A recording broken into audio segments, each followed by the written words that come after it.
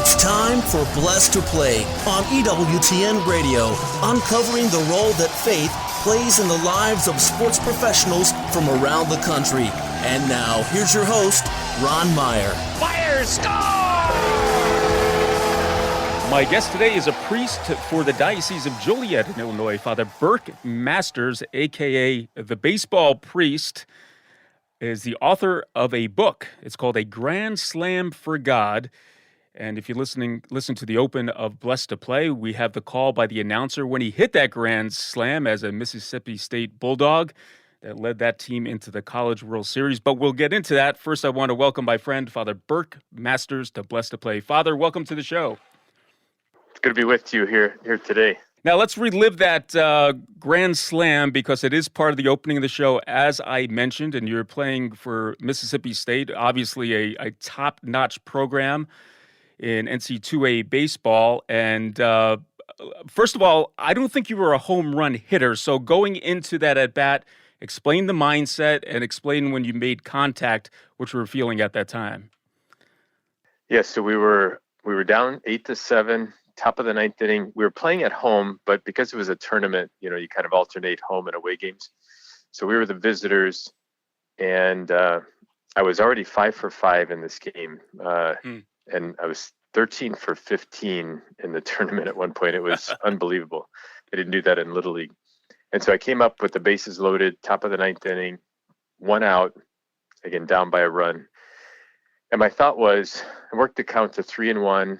I thought, if I take a pitch and they walk me, the game's tied.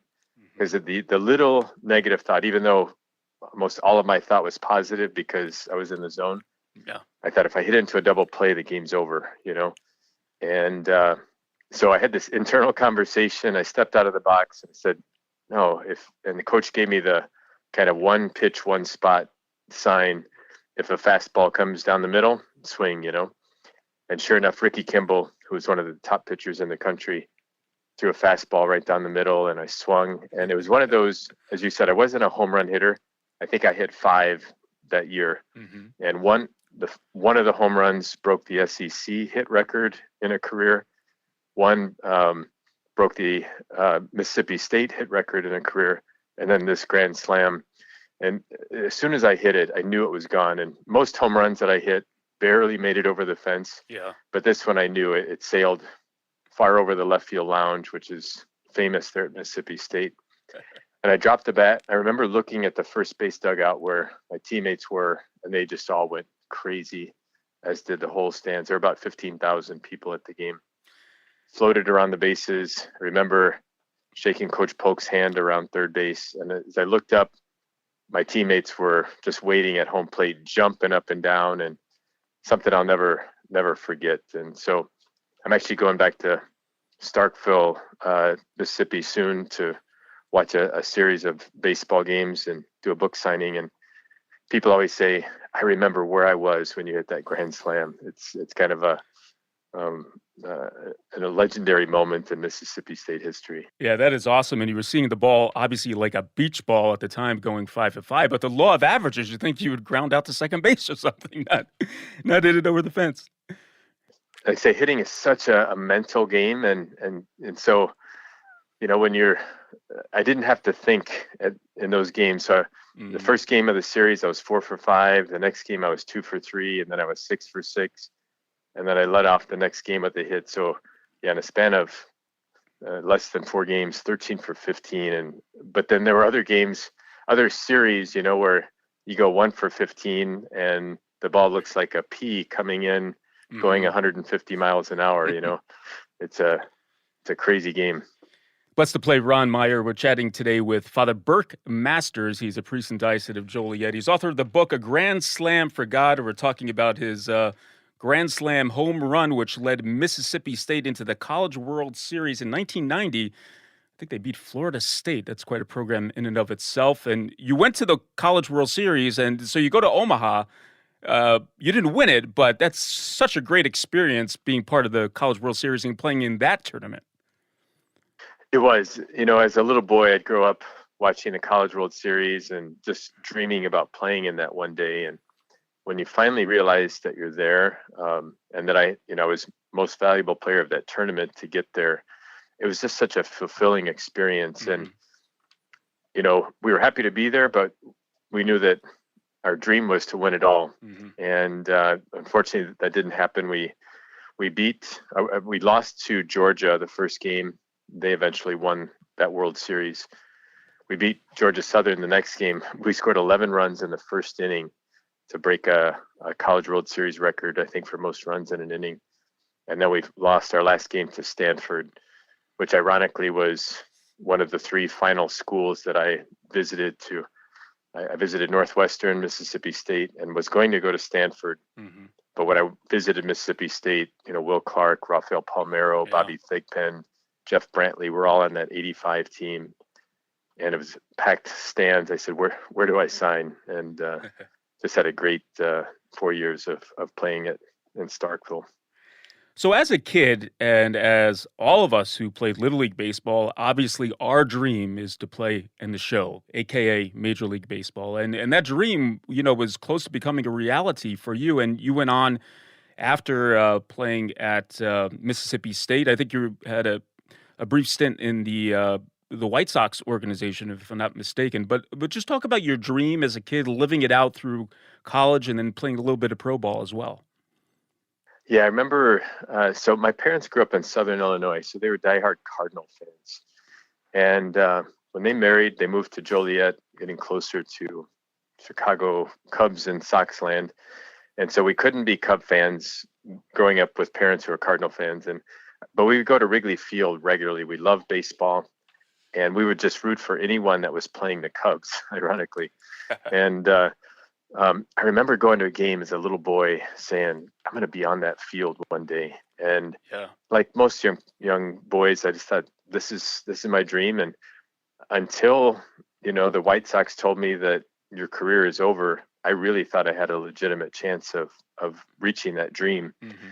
But as I look back on it, I think that grand slam moment at Mississippi State was God's way of saying, enjoy this moment. This is your big moment in baseball, Mm-hmm. but I've got something better in store for you. And, so I didn't get drafted, signed as a free agent with the White Sox. And what they told me was, they said, Burke, you do everything well, but nothing great. So they rank ball players in 5 categories. And I would say I was probably a little above average in all 5 categories, but I didn't excel in anything like hitting the ball 500 feet or running a 4.2 40, but I was good in everything. But now when I look back, I thank God that I didn't get what I wanted, Mm-hmm. because, being a priest now, I wouldn't trade it for all the money in the world. I still love baseball. It's still a part of my life, but it doesn't have that central place in my life like it used to. Yeah. And we're going to get into that journey in a little while here. The game of baseball, for those of us who played it, it's a game of failure. And if you're really good on the offensive side, obviously you're failing a lot. If you're batting 300, you're failing 7 times out of 10 at the plate.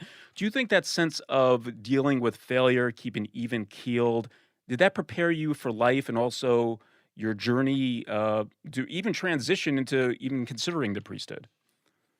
Absolutely. There's so many things that I learned in playing baseball and practice and preparation, in winning and losing, in playing with teammates that from many different backgrounds and different personalities.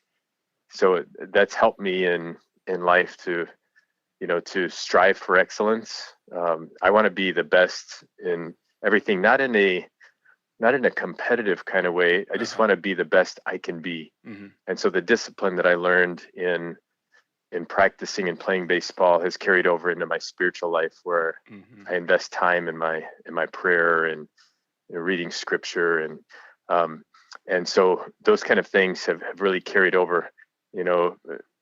As you say, we're going to talk about how I became a priest, but Mm-hmm. working as a priest now, and I have a staff of about 90 people between my church and the school, and just learning how to work as a team and play together and Mm-hmm. understand that we're all different, and that's okay. And there's going to be times when we lose, so to speak. There's going to be times when things don't go our way, but it's not the end of the world. And that's probably one of the biggest lessons I learned in life in baseball, that, one team is going to finish, winning the College World Series out of probably 300 and some Division I schools. And so we all can't carry off the trophy, but it doesn't mean it's the end of the world, and life goes on. The sun comes up the next day. Indeed. Yeah, that sense of being magnanimous, I mean, that's not in conflict with pride. I mean, I think that's what God calls us all to do, right? To give our best in that sense of pursuit of excellence, no matter what we do, and to the best of our ability. And like you mentioned, we're not always going to win the championship, but life goes on. There's something we have to take away from that's going to better us as a human being on this earth that we're living in. Now, what's interesting also as we start to get into your journey is that you went to a Catholic high school, but you weren't Catholic. So when you went to Providence Catholic High School, how important was that just to be in the Catholic environment? Did that formation rub off on you, and even considering when you converted later on? Oh, it did. I went to a Catholic high school because they had the best baseball program in town, and honestly, they had better academics than the public schools as well. It was just a good fit. But for the first time, I met priests and nuns and the Catholic Church. I went to Mass once a month, maybe a little bit more, and that formation really intrigued me. I grew up in a Christian home, but really non-practicing. But I saw in the coaches and teachers and even other students there this genuine love for one another that, I think my teachers cared about me in grade school, but there was a different sense in this Catholic environment. And it really attracted me. Like, they had something that I wanted. I was a good baseball player. I was a good student. I had good friends, but I knew that there was something missing in my heart. And when I finally encountered Christ through reading the scriptures and theology courses and going to Mass, I realized, like, he's the one I've been missing in my life, and I couldn't get enough. Blessed to Play Ron Meyer. We're chatting with Father Burke Masters, author of the book A Grand Slam for God. And before we go to the break here, I have to ask you, who was the ball player in your life that you looked up to and as a kid wanted to emulate? So the two that come to mind, the first one was Mike Schmidt.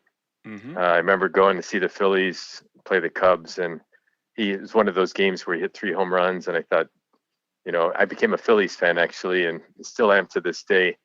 And then the second one for the Cubs would be Ryne Sandberg. A lot of people said that my game kind of followed his. I didn't have his power, but just a good, steady player, even keel, and I just wanted to be like him as on the baseball field, and I've had the opportunity to meet him off the field as well. Just a good, genuine guy. All right, let's take a break. On the other side, we'll continue our discussion with Father Burke Masters. He's the author of the book A Grand Slam for God, when Blessed to Play returns after this.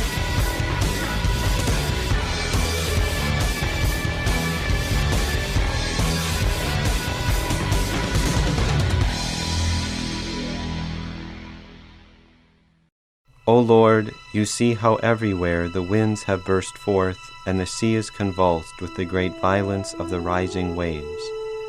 Command, we beseech you, you who alone are able, both the winds and the sea.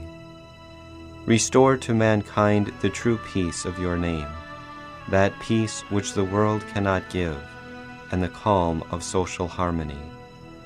Under your favor and inspiration, may man return to due order, and having overthrown the rule of greed, bring back again as ought to be the love of God, justice, charity toward neighbor, temperance in all desires. May your kingdom come. May all recognize that they are subject to you and must serve you who are truth and salvation, that without you they labor in vain. In your law is reason and fatherly kindness. You are ever at hand with your strength and your copious power to help man to keep it. Life upon earth is a warfare, but you watch the contest and aid man to conquer. The weak you sustain, the victor you crown. Amen.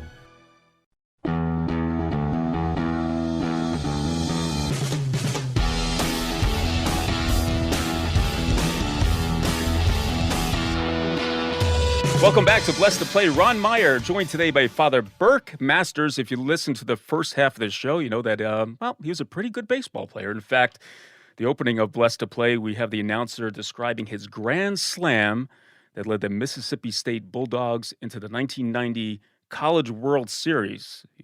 He won the game for the Bulldogs and played some pro ball for a little bit and then got the call. And we're going to talk about how he got the call. All right, so you play minor league baseball and you get into the working world. Something happened during that period of time before you entered Mundelein Seminary in Illinois. It did. So I worked as an actuary for a short time. I majored in math in college. I love math.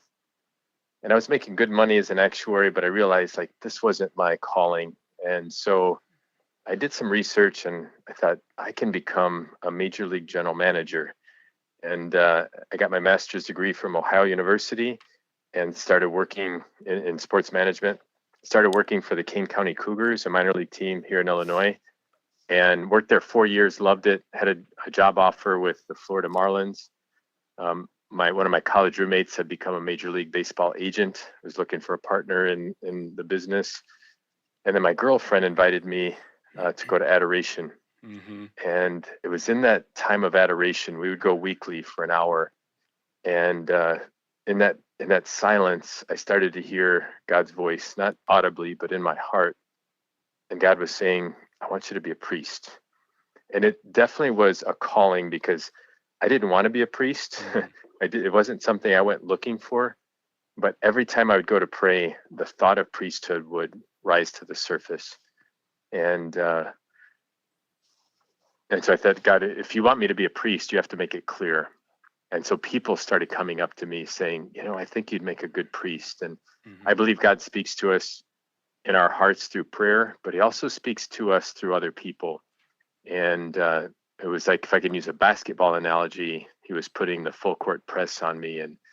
And so eventually I thought, okay, God, I'll give it a try. I'll go to seminary for 1 year. And I don't think I'm going to like it. And then I'll go back to Stephanie, my girlfriend, and our plans together. And I entered Mundelein Seminary in 1997. And I just felt this overwhelming peace when I entered. I thought, this is what God has created me to do. Yeah. So I want to get a little bit real about this because it might be a young man listening to this show. When you went into the seminary, did you still have doubts as you went along? Is it, or you had this overwhelming consolation that I'm going to be a priest, I'm going to be a priest? Talk about that journey and some of maybe the conflicts that have happened in your life during that time. Yeah, it's a great question. Even though I felt overwhelming peace when I entered, my mother was diagnosed with cancer at the end of my first year. So seminary for me was a 5-year process. And my mother died after my first year of seminary. And I went through a faith crisis. I remember when we buried her, I was hoping to see, her soul rising or see angels or something. And I saw nothing.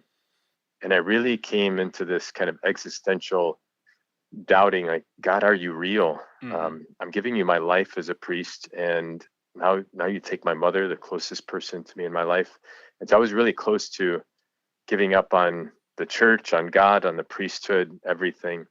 But little by little, God was showing me that he was with me. One quick example was my mother appeared to me in a dream a couple months after she died, and people can say it was just a dream, but I know God was speaking to me. My mother she died at age 57, which is young. But in this dream, she was about 25, beautiful as ever. She was rocking a baby in her arms. And I have 2 older brothers that are living, another brother that was stillborn. And I believe that was my brother that I'd never met. And in this dream, she looked at me with this beautiful smile and she said, Burke, heaven is real, Jesus is real, and don't stop what you're doing. It was like she knew, I was ready to throw in the towel.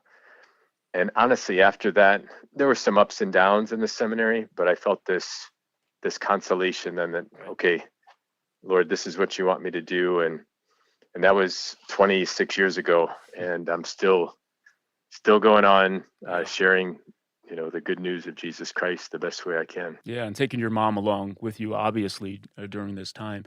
And in the book, Father Burke has some great anecdotes especially of his girlfriend and what happened with that situation. And I'm not going to have you talk about that. People are going to have to go buy the book to find out. But it's an awesome story. But I want to move ahead now to you being a priest.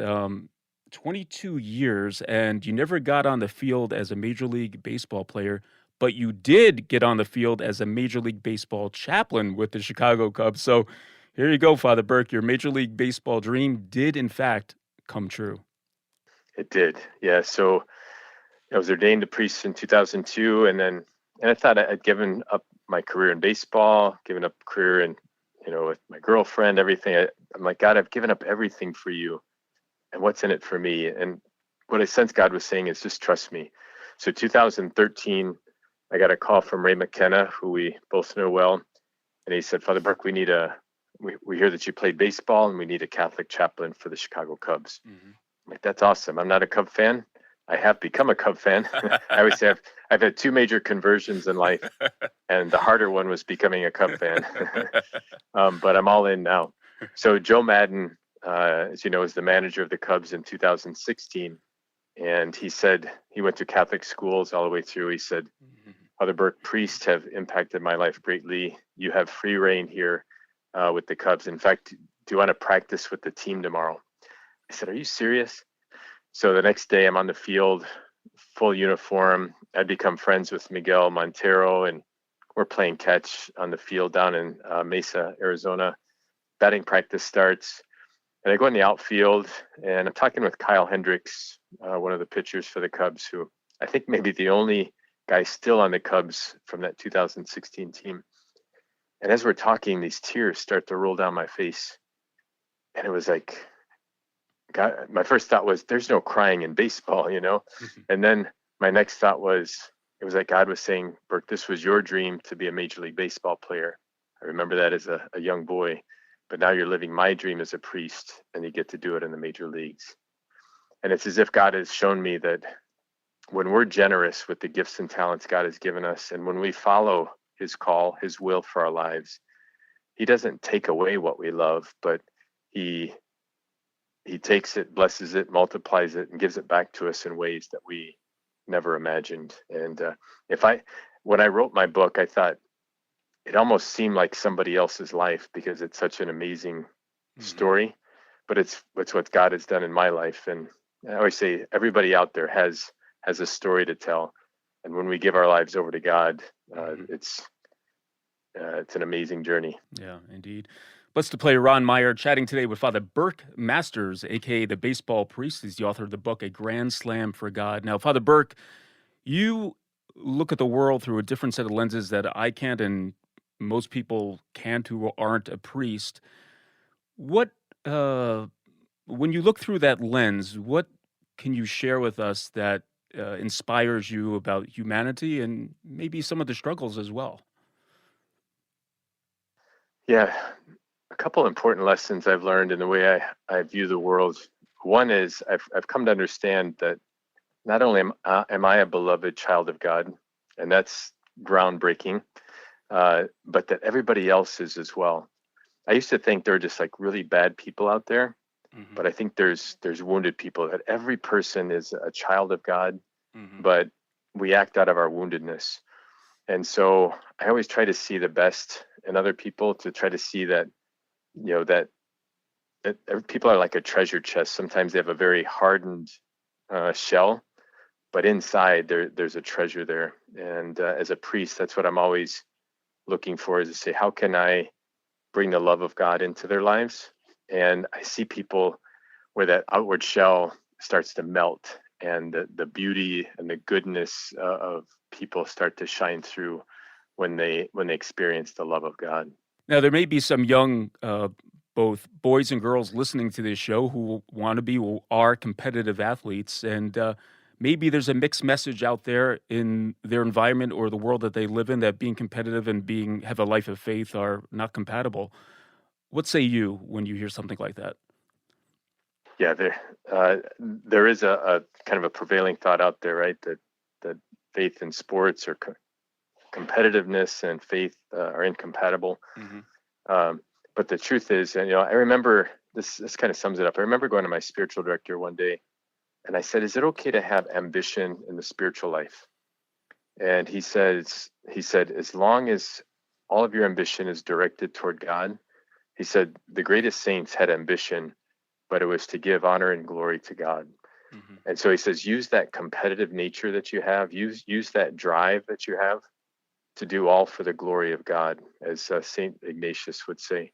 And so that's always a great reminder for me that whenever I start to turn, that glory inward and try to have people honor and glorify me, that's when I get into trouble. But when everything I have, the